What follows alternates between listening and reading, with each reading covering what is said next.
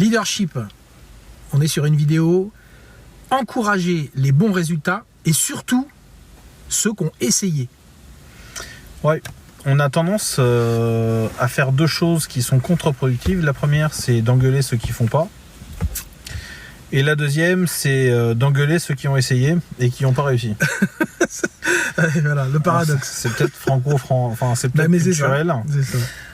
Il y a deux inconvénients autour de ça, c'est qu'en fait, on ne crée pas de l'adhésion, on crée de la crainte, on crée de l'inquiétude et on crée du désengagement. Alors, sur le premier point, encourager la réussite, bien évidemment, c'est stimuler les équipes, c'est faire preuve de leadership, c'est faire preuve de clairvoyance et c'est faire preuve surtout d'une communication qui va générer cette motivation, cet engouement autour de la stratégie, la tactique, les opérations, où les gens comprennent quel est leur rôle dans tout ça et comment est-ce qu'ils vont pouvoir contribuer à leur niveau à la performance du petit collectif qui lui-même dans le gros collectif qui lui-même contribue à la chaîne de valeur. Donc ça, c'est extrêmement important. Le deuxième point, qui est pas des moindres, c'est féliciter ceux qui ont essayé. C'est que on part du principe qu'on obtient, on sait statistiquement qu'il y a de toute façon plus de résultats lorsque l'on essaye un certain nombre de fois, même si on fait un certain nombre d'échecs, que d'espérer le bon coup en une seule fois.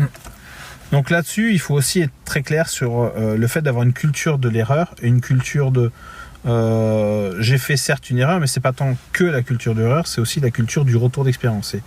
On félicite d'avoir fait l'effort, d'avoir essayé, et on fait surtout, et on félicite autour de ça, ceux qui en font le retour d'expérience et qui font voilà ce que j'ai essayé, voilà pourquoi j'ai échoué, pourquoi on a échoué, est-ce qu'on peut faire mieux la prochaine fois?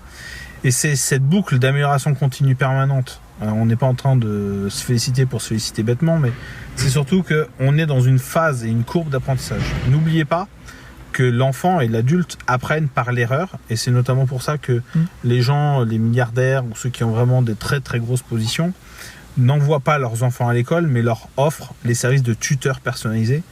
Parce qu'au plus vous êtes avec un tuteur personnalisé, au plus il va vous corriger et au plus vous allez apprendre vite.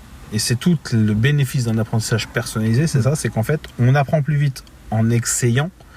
Au plus on essaye, au plus potentiellement on fait d'erreurs. Et si en plus on a la chance d'avoir un coach ou un professeur personnalisé, au plus on obtient de corrections personnalisées et au plus on peut aller vite. Donc là-dessus, ne cherchez pas à réinventer la poudre, le cerveau fonctionne d'une certaine manière.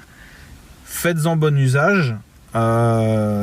Si vous avez la possibilité de développer ça dans vos équipes pour en faire un trait de caractère qui est que ici on essaye et on fait le retour d'expérience pour aller plus vite, plus loin, et notamment parce qu'on a cette culture de l'échec, mais c'est surtout l'échec au service d'une meilleure version qui, elle, fonctionnera peut-être, alors vous irez beaucoup plus vite et beaucoup plus loin là où vous voulez aller.